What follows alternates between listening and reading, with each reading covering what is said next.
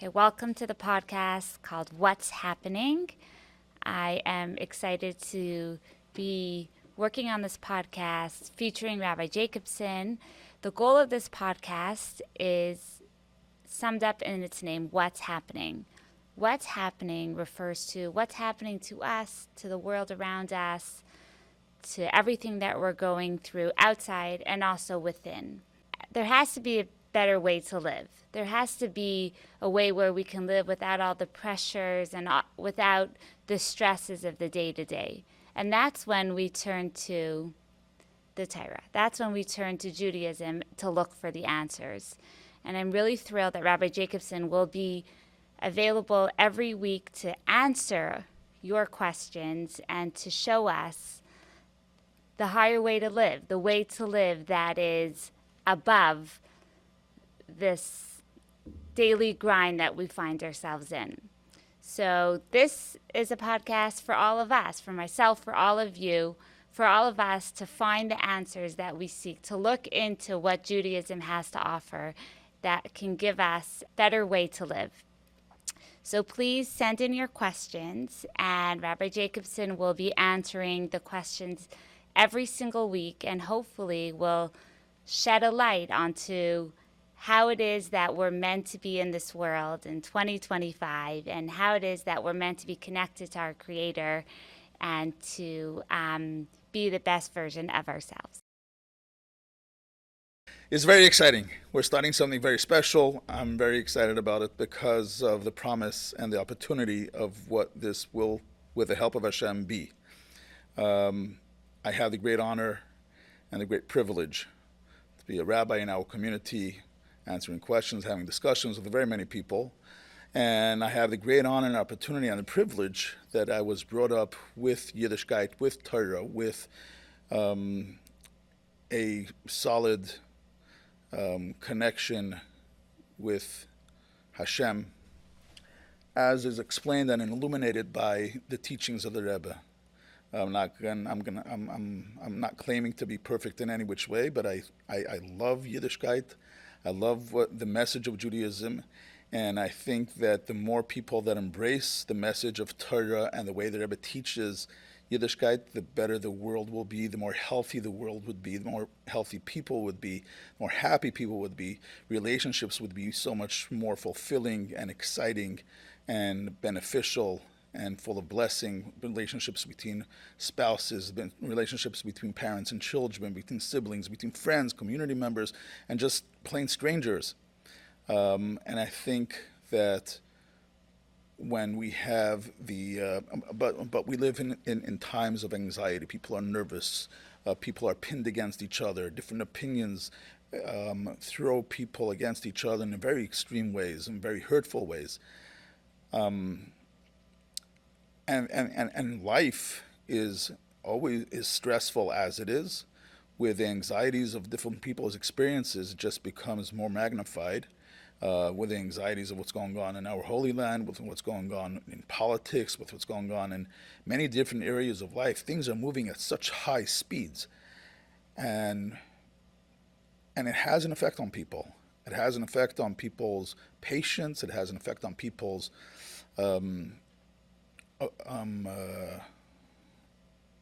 ability to connect properly with each other, to listen to each other. People feel that they need to defend themselves. But is this the way life was meant to live? I truly believe that not. Not just I believe that not, I know that not. Why so? I deeply believe and I know that Hashem created a world that is meant to be full of promise, joy, happiness, optimism, positivity. Hashem is Teva Toiv Lehetiv. The nature of good is to do good. Hashem created a world that has the potential to be perfect and will be perfect. And that's what we're really striving for, a world of redemption, a world of perfection. Perfection materially, physically, spiritually, perfection in any which way that we could imagine. Hashem wanted this type of world, not just for him to create this, but Hashem wanted us to be Hashem wanted and wants us to be his partners in creating this reality. creating this world of perfection. So we have these rough patches, we have these challenges, we have difficulties, and each one of us, I've never yet met a person that didn't have challenges, that doesn't have challenges. It's just a question of how we handle them and how we deal with them. We weren't just dropped on this world meant to survive on our own, floating along amongst billions of people and who knows, untold amount of stars and galaxies, and just left on our own, try to figure it out. Hashem is Teva Tov L'Heitiv. God, the creator and master of the universe, is good, and the nature of good is to do good, to make good. At the same time, part of being good is in order to empower us that we create this good. Because if we're just given something, if we're given something that is fantastic, no matter how great it is, we won't appreciate it. When we work on doing something, when we overcome challenges, when we're part of the process of creating the good, and we truly appreciate it, and then we're true partners in this amazing good. So if we look at world events, if we look at the Middle East, if we look at talk shows and podcasts and the threats and the world's coming to an end and who knows what's going on and it might get to us, it might stress us, let alone the inner stuff that we struggle with, our personal struggles, let alone the interpersonal relationships, all types of challenges that we might face, behavior that we're not proud of, struggles that we deal with, pain that we deal with, events that we went through in life that might really hold us back and hold us down. How do we navigate them? Where do we go when we face them? So people have different responses. Some people just give in. At a certain point, they're young and they feel that they're invincible. Nothing could ever stop them. And then the reality of life hits them, and they start becoming a bit bitter, and then a bit more cynical, a bit more negative, a bit more pessimistic, and they'll call it realistic. And we become jaded and angry and annoyed. And then we turn into the old people that we always laughed at. We said that we would never become that way. We could never even understand. As young people, we never understand why are older people so grouchy and so nervous, so angry. It doesn't have to be that way. We don't have to live a life of intense negativity. We don't have to live a life of pain, of darkness, loneliness, of despair. Silent despair happens very often. A life where we disconnect from the people around us. We don't have to live that way. Life, the way Hashem, the creator and the master of the universe, intended for us to live, is to live a very happy and amazing life, a life of deep connections with people around us, appropriate connections, a life of meaning, a life of optimism, a life of courage. Life the way it was meant to be, full of joy and happiness, optimism, promise. It is our hope that with this podcast, we'll try to address these different challenges that people face, and possible solutions, to discuss them and to think of and to share different perspectives of what Judaism teaches, what the Torah teaches, the timeless messages, ideas, and ideals of the Torah that will help us live a life of perfection as much as we're able to. No, perfection scares some people. I know that. It's so difficult to be okay or to be good.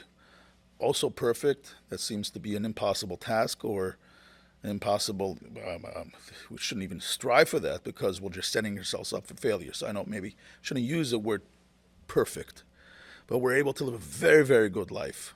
Life really the way it was meant to be. And I truly hope that we'll be able to achieve that, to bring true peace and redemption to our souls, to our own lives.